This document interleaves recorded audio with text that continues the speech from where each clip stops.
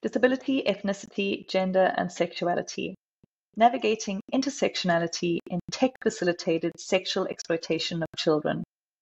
This is a paper that was presented at the International Conference on Children's Rights, Artificial Intelligence, Online Safety, and Children's Rights in the Digital Environment in September 2025. I presented this paper on behalf of a large group of researchers who worked actively on the various parts of the research I'll present. The point of this, ultimately, is that we believe in meaningful child participation, and research is a really good way of bringing together children's voices and making these available for uses in the policy debate, and really in shaping legislation and regulations that work in favor of children as well. Now, the origins of the study that I'm presenting is actually the voice study, which was part of an ongoing project under the Down to Zero Alliance. And last year in 2024 in Brussels, our research team, also with ECPAT and Eurochild, presented the voice study. And in this study, we spoke to children and parents in 15 countries to understand where they stand in terms of online safety and what it is that they really are wanting from online platforms to keep them safe. So the larger report is available using this QR code, and there's also an accessible report which was created by children. So if these studies are kind of the foundation, what I am going to be presenting now is the voice identity study. And this was also supported by the Down to Zero Alliance, but also the disability component supported by the Exploitation. We realized that there were some children who are disproportionately affected by online harm. And these are for children with various intersectional factors and identities. And often these are listed, but not that much is known about why. Also, there's very little known from low and middle income countries. So our research question was really, how do intersectional factors, and specifically disability, ethnicity, sexuality and gender, how do these function as risk, protective or empowering factors in the context of online sexual exploitation? We wanted to hear from children and their parents about the kind of how they perceive benefits and risks, but really these insights are important for shaping prevention and response programming and policy at various levels. And what we're really interested in is making sure that the voices of children ultimately reach influential audiences who are actually involved in shaping policy. So, how did we do this?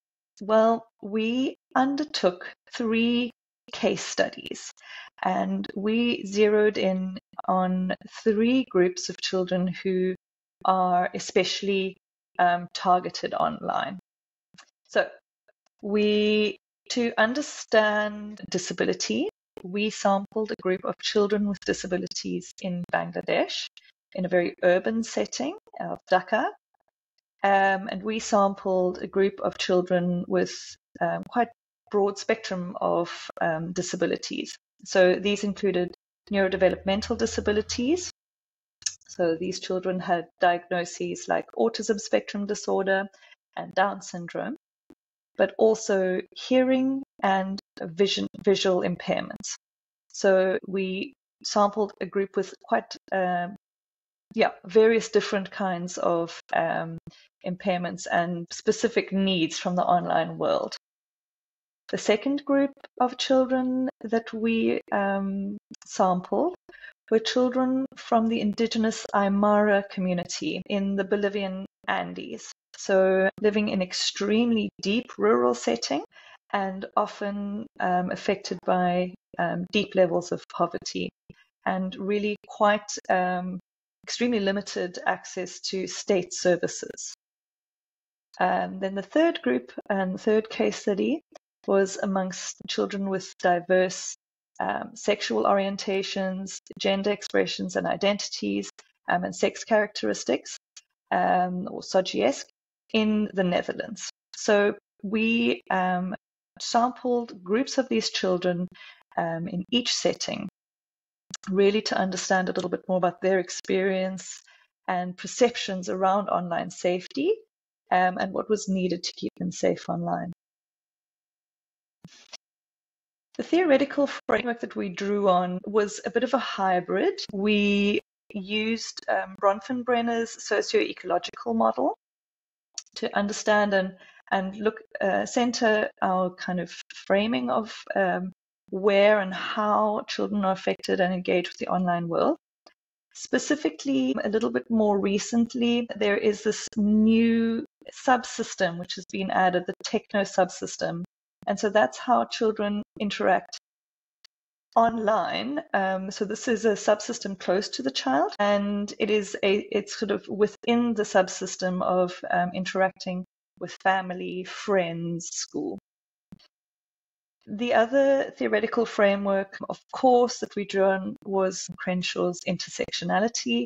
And here we were looking at primarily the identities or identity factors of disability, indigenous ethnicity, and SOGIESC. But of course, these interact and overlap with many other layers. And this is something that we'll kind of bring out a little bit in our findings.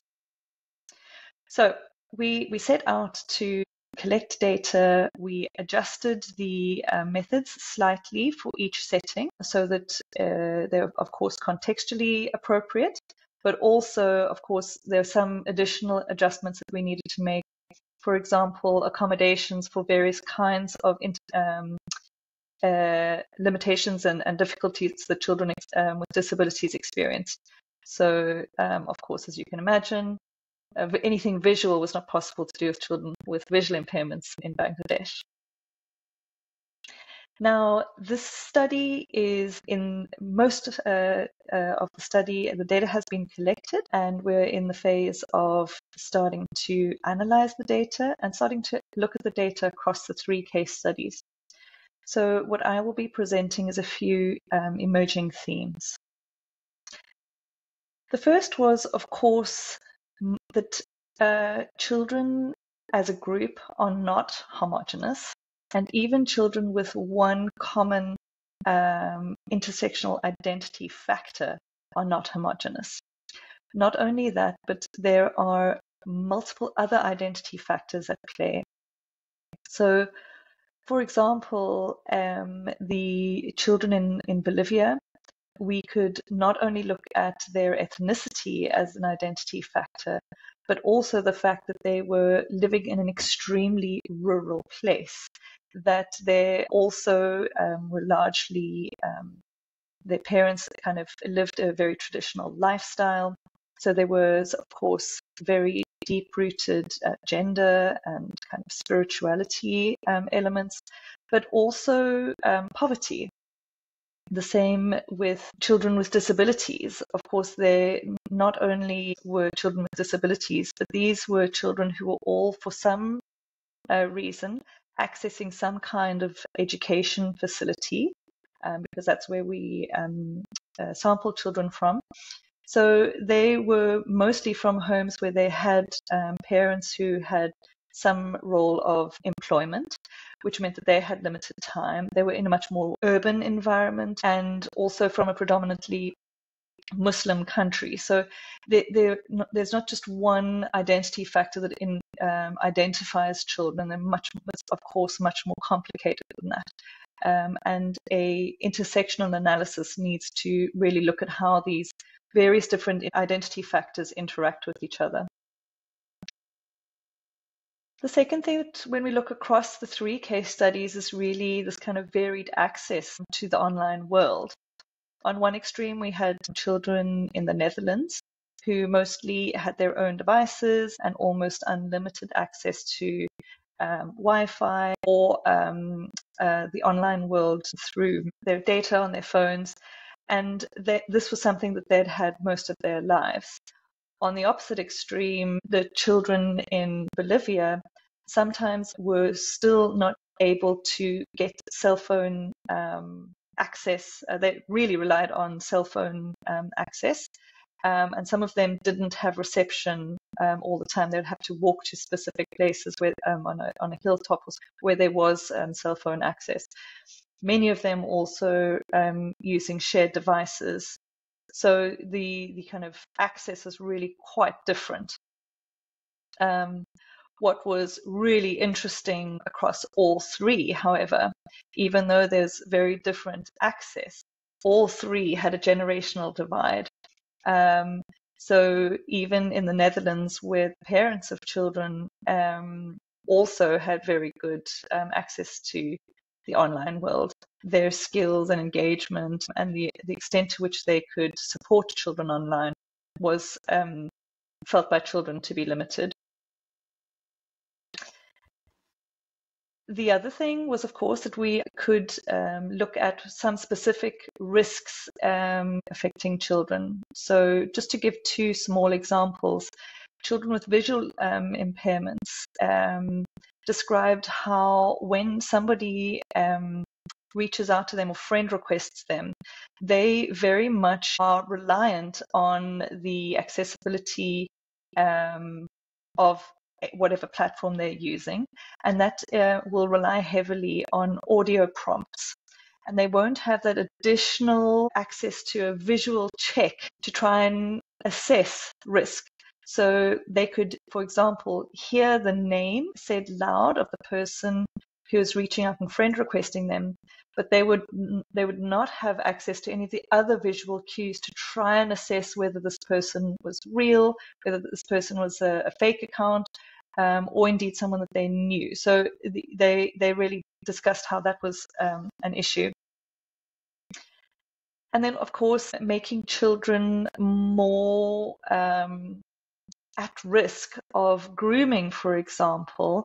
Children in the Netherlands discussed how, especially if they were still in the stage of being unsure or exploring online, or if it was very much a situation where they had not yet come out to their parents, what they discussed was how if someone did groom them, or at some point had successfully solicited nudes from them, they had a whole extra layer for sexual extortion.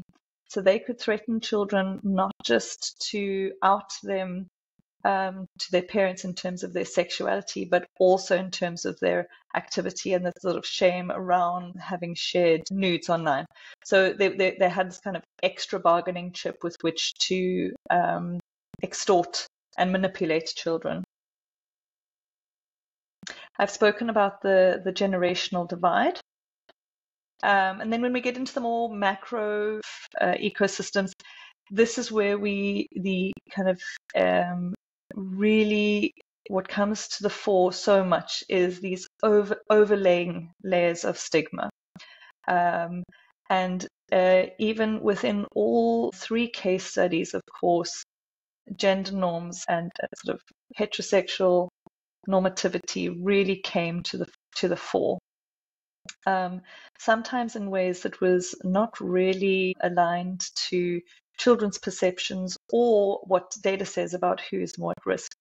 So, for example, children with disabilities felt that girls were more at risk, but interestingly, parents thought that boys were also at risk if they had a disability. It was quite interesting. So these are all kind of emerging themes that cropped up and that really looked interesting and different in comparing and contrasting across the three case studies.